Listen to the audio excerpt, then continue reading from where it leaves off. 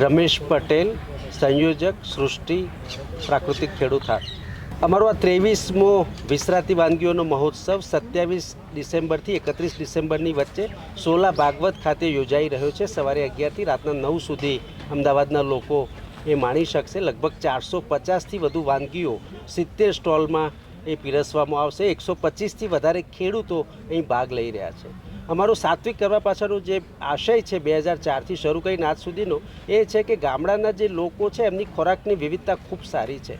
એ ખૂબ સારી વિવિધતા આખું વર્ષ એ ખાય છે, જ્યારે શહેરના લોકો માત્ર ઘઉં ને ચોખાને બહુ ઓછા વિવિધતા છે. તો આ બે સમુદાય વચ્ચેનું બ્રિજ બનવાનું કામ એ સાત્વિક કરે છે.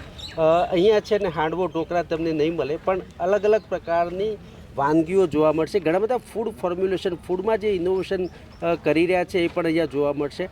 એટલે અહીંયા સાત્વિક જે છે એની અંદર જેને કહેવાય ને મેદો, ચીઝ, એ પ્રકારની જે વસ્તુઓ છે એનો ઉપયોગ અમે નથી કર્યો. પનીર પણ કોઈ સ્ટોલમાં વાપર્યું નથી. બધી ટ્રેડિશનલ પરંપરાગત વિસરાતી વાનગીઓનો મજા અહીંયા માણવા મળશે. અલગ અલગ પ્રદેશો ગુજરાત બહારથી, નોર્થ ઇસ્ટના ઘણા બધા રાજ્યોમાંથી છે, મધ્યપ્રદેશમાંથી છે, રાજસ્થાનમાંથી છે, આસામમાંથી પણ અહીંયા આવેલા છે.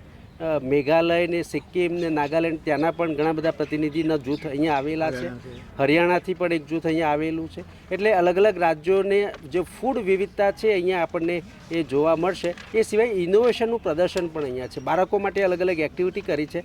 અમદાવાદની સ્કૂલોમાં 1 લાખ બાળકોને અમે ફ્રી એન્ટ્રીના પાસ વહેંચ્યા છે કે બાળકો આવીને ક્રિએટિવ રમતો ત્યાં રમાડે. ડૉક્ટર કે.આર. શ્રોફ ફાઉન્ડેશન અને ચિલ્ડ્રન રિસર્ચ યુનિવર્સિટીના વોલેન્ટિયર એ ત્યાં બાળકોની સાથે ક્રિએટિવ રમતો એ રમાડવાના છે.